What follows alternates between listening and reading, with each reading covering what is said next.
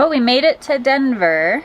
Yeah. It was a super rainy weekend, but Monday's here and the sun is shining and TJ's leaving. There's a couple reasons why we decided to come to Denver. One, we've decided we want to have the van re-geared to kind of help out with some of these hills and mountains and just kind of get it back to a more stock setup because of the big tires. Yeah, so the van did great until we got to Colorado, and we kind of expected this to happen and we're kind of prepared for it. But we had talked about this when I built the van, and just rather than do it then, we figured we'd wait and see if it was really necessary and do it then, and it turns out it's somewhat necessary, so we're going to go ahead and have it done while we're here in Denver, because this is the land of 4x4s and mountains and the guy we found is supposed to be one of the best, so Bree's actually going to be taking care of it for me because I am leaving. One of my friends has come in from Florida, and we are leaving today to go on a fly fishing trip. So I'll be gone for the next couple days, and he's leaving me to take care of all of his errands. And Bree is going to take care of the errands, and I'm sure find some fun things and shopping to do in Denver. Denver, we found it very difficult to find a campground here. Our no-plan approach kind of bit us this time. A little bit, yeah. There's not a lot of campgrounds available close to Denver. Everything that we found... Close to downtown Denver. Everything that we found was a good half hour at the least, and more like 45 minutes to an hour away, which, because I'm going to be vehicle-less for at least a day and maybe two, I'll be dropping the van off and then probably Ubering back to the campground. So it just didn't make sense to be that far away in that situation. Yeah. So we also wanted to make sure that because Bree is going to be alone, that she's going to be in a safe area and I don't have to worry. And we also wanted full hookup, so I didn't have to worry about charging the batteries dumping the tanks. Things like that, so we ended up finding a campground in Golden, which is a suburb about 15-20 minutes outside of Denver, but man, is this place expensive. It comes out to about $58 a night, so it's definitely the most we've ever paid. Listen, this isn't our style. This isn't the way we choose to camp. We're choosing to camp this way this week out of necessity, and we're glad that it's available. And it's not a bad park. It's just, I would never spend $60 a night to stay in a place like this. It's very expensive, and that was with a discount. I just don't see the allure of it. Like, this isn't camping. Like, if this is the way. It is convenient to Denver, and if you want to be close to town, I mean, we could have stayed further out and had to, drive in, but like we said, we wanted a nice, secure place for the next couple days for Bree. All right. Just dropped TJ off for his fishing trip, and due to a communication issue, he didn't realize that our last day in this campground is Friday. Checkout is 11 a.m. Friday morning. His friend booked the fishing guide for 3 days, Tuesday, Wednesday, and Thursday, with the plans of driving back on Friday, but it's like a 7 or 8 hour drive. So, yeah, that doesn't work. We're supposed to be out of here Friday morning. So I'm going to go talk to the campground office and see if we can extend our night or our stay by one night, basically leaving Saturday instead of Friday. But I'm not hopeful. When I made the reservation, because this weekend coming up is Memorial Day weekend, so it's a busy camping weekend. So when I made our reservations initially, I asked them if we could stay through Monday, because I knew getting anywhere for the holiday weekend was going to be difficult. And they told me no. They told me that our spot was only available through Friday. So fingers crossed something will have changed and we can just stay in our spot one night extra. The other two alternatives are, if they have another spot, moving to the other spot, but that would mean me hitching up and moving the trailer by myself. I don't know about that. I don't know, I try not to let anything intimidate me. I try to never say never. But we're also dealing with our home. So that's option one. Option two is that they just fish a half day on Thursday and then drive home that afternoon and get in later in the evening, Thursday night. So I'm coming up on the office now. We'll see what they say. All right, just finished up at the office. Apparently a transformer has been arcing all morning, and yeah, so their computers are down and they can't check for me right now, but they took all my information, and as soon as their computers are back up, they're gonna look into it and let me know if that's gonna be possible. Still waiting to hear back from the office on if they can extend our stay. I did hear from the place regearing the van, the axle place. We're using Colorado axle and gear, and the gears came in today. So they want the van first thing tomorrow morning. So I'll be without a vehicle at least all day tomorrow, and maybe the next day as well. So the dogs have been really cooped up because we've had really rainy weather. It's clouding up again right now, but I'm gonna chance it and bring them to a dog park just to run some energy out. So that's where I'm headed right now, and keeping my phone close by in case I hear back from the office.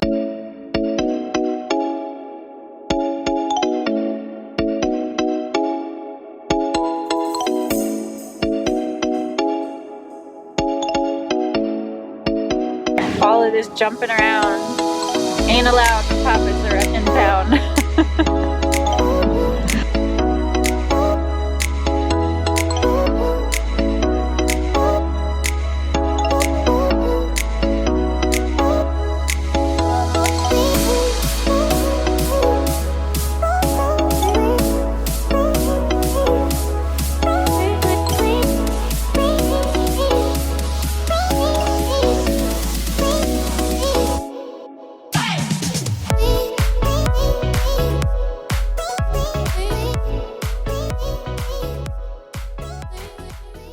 Well, I'm headed to drop the van off this morning to have the gearing redone.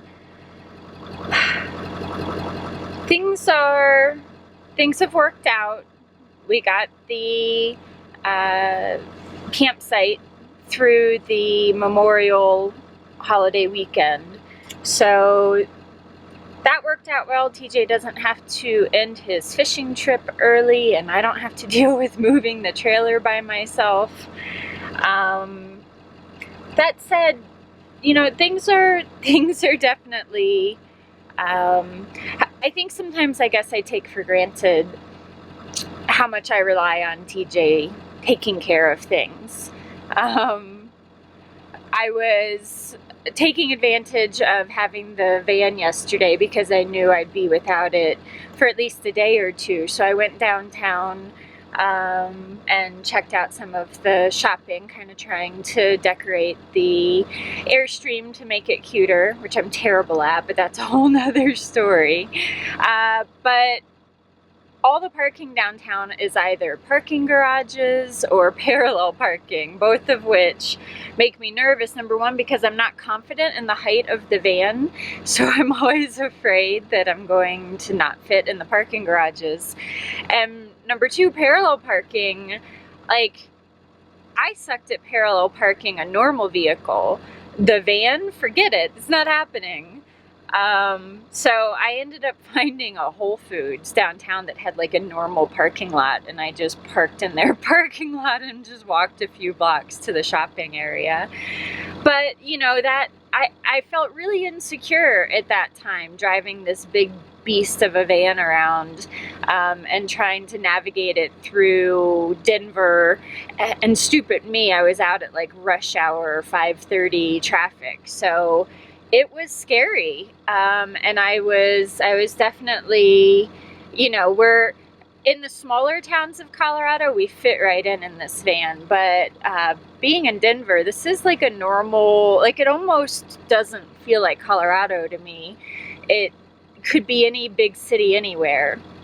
So I don't know. The van was giving me some insecurity yesterday, driving it around Denver. That said, by the end of the day, I had gotten my confidence back, and I was driving it like normal again. And then the other thing I noticed this morning, I had to change the SD card out in the camera, and there's a like knob on the bottom that you have to unscrew to get to the compartment where the SD card is held, and it always gets screwed on super tight. And normally I just hand it to TJ and he just unscrews it for me, but he wasn't here today to do it, and I don't typically have patience for stuff like that. When things fight me, I tend to just want to like smash it and break it. But I resisted the urge to smash our camera, you'll be happy to know. I kept a relatively cool head. I went into the back of the van, I got a pair of pliers, and I opened it on my own. So yeah, I'm succeeding without TJ, which is, it's good. You know, I'm glad he's off having fun,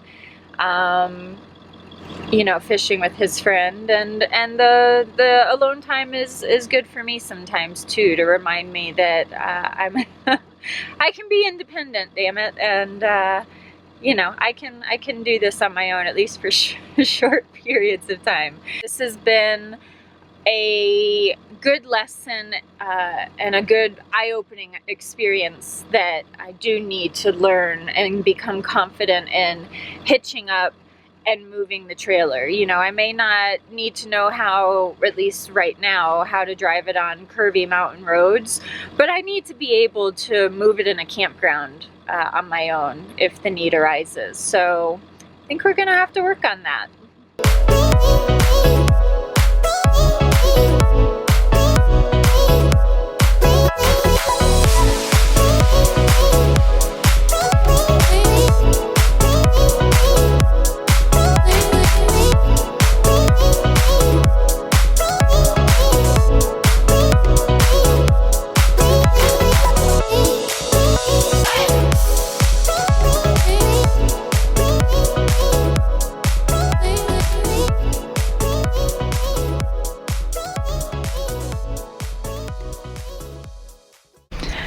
Alright, just got back from dropping the van off to have it re-geared. Ubered back to the trailer and am now carless and stranded at the campground.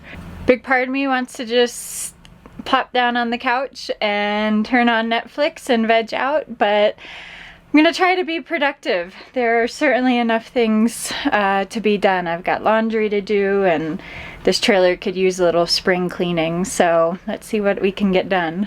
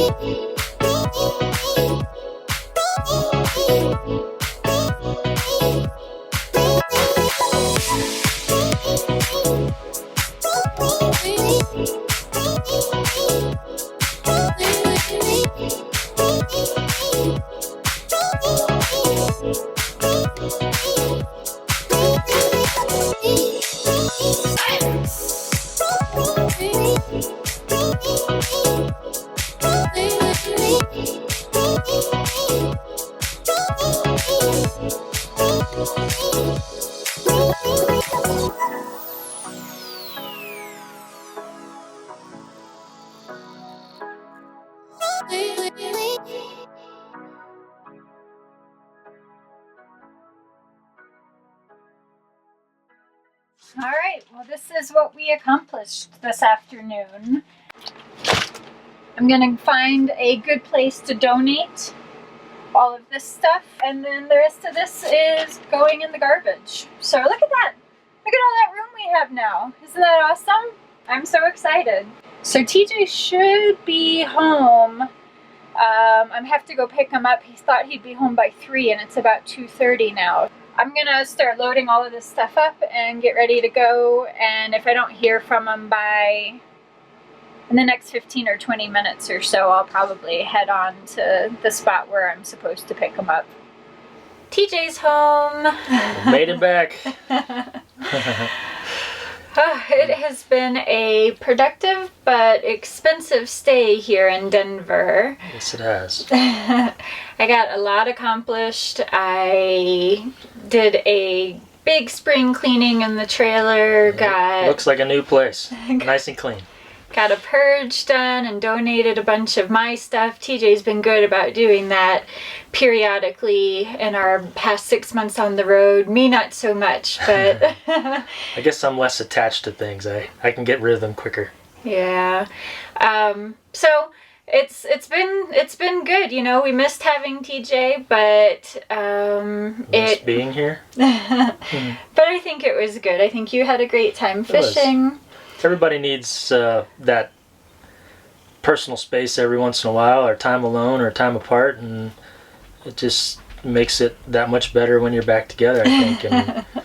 And I got to meet with some friends and have a good time, and we got to run my errands and clean the trailer.